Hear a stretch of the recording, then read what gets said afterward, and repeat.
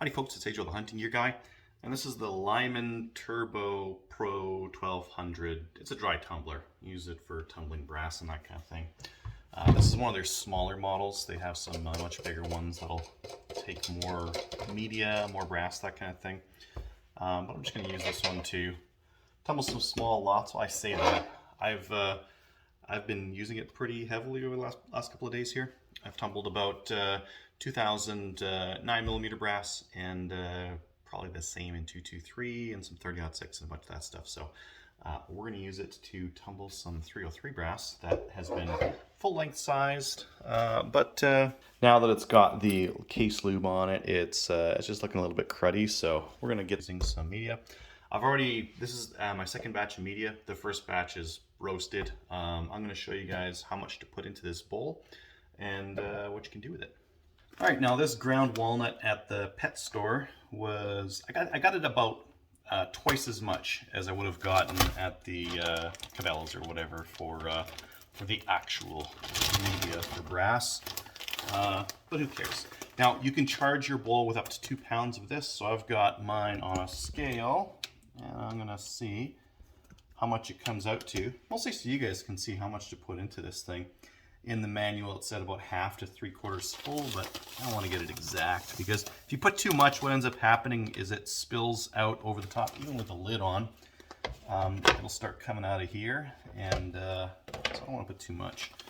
Let's go ahead and put the 2 pounds in. We're at 1.7 there.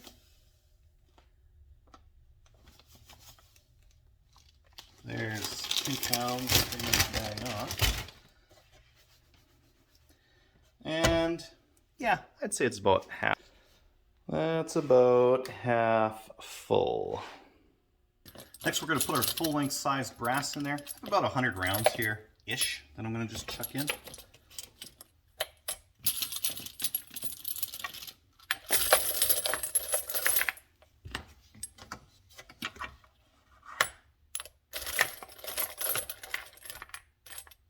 Now, I'm not actually going to run it here, I just want to show you it in operation. So I'm going to pop that bottom bowl on.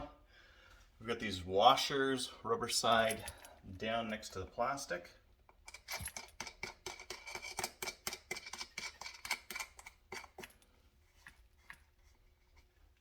See, it's got quite a bit of a jiggle there.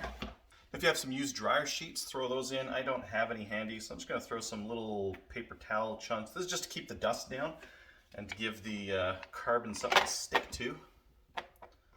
Next, put it on, and the big flat part down. This top needs to be quite tight on, otherwise this lid will start rotating and it'll start making a bunch of noise. And then hit the button.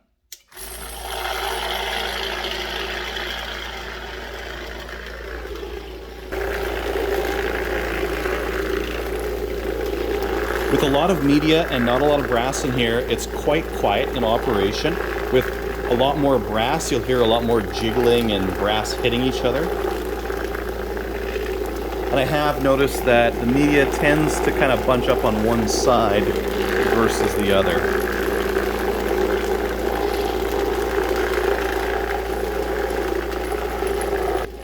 Now, if these were dirty brass, that brass is pretty clean. If it was really dirty stuff, I'd put it in for about 4 hours. Since it's this clean, I'm probably just going to run it for like 20-30 minutes and then take it out. I would say if you're going to leave it overnight, I have been using these block heater timers to turn it off, just so it doesn't go too long. If it goes too long, it'll just make like a ton of dust and it'll kind of get everywhere. Now's a good time as ever to mention, don't run it on carpet. They're a bit of a fire hazard. There's a fan underneath that helps to keep the motor cooled. But run it on concrete, and keep in mind there's going to be a lot of dust coming out of there. There's going to be a lot of carbon and that kind of thing. So do it somewhere that the dust isn't going to be around where people live.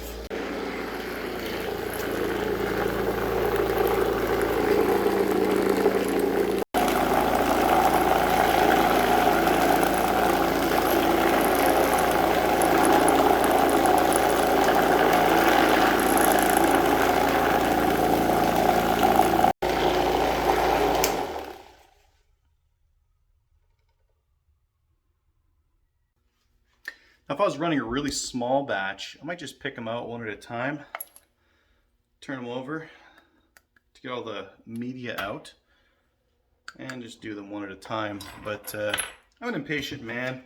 You could take this thing, oh my God, husky hair everywhere. You can take this thing right off, but again, I'm lazy. I prefer to just leave the top on and pour it in a bucket. I'm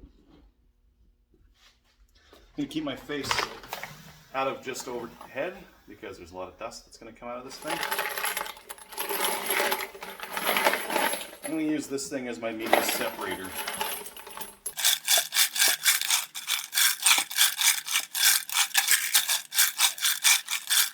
If I want to, I can put these upside down, just get the last of that media out, and just scrape it out of there. Throw them all over the place. If I wanted a brighter finish, there's actually this lemon shine stuff you can get that's like $30. Pour a couple of ounces of that in there and you'll get like a brighter finish to the brass.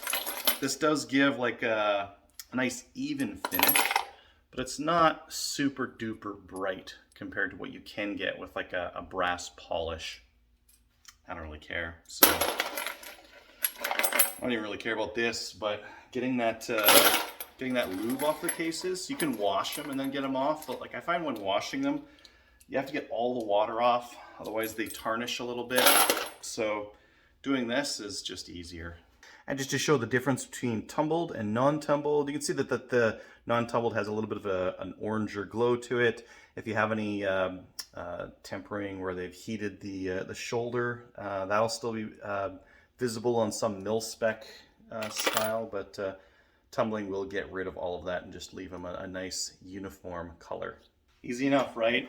I mean, there's not really a lot to these things. They're pretty simple machines. It's more just a matter of having the space for it. Like if you're in an apartment, this kind of thing can be hard to do because you might not have a spot where you can put this kind of thing, or maybe you're after that OPSEC, making sure that people don't know you have guns or whatever. A lot easier if you have a garage or a shop or something like that to do that. So next up, I'm going to tumble 6.5 cases here. They're not dirty. They're actually quite clean, but you know what? If you got the tumbler, why not?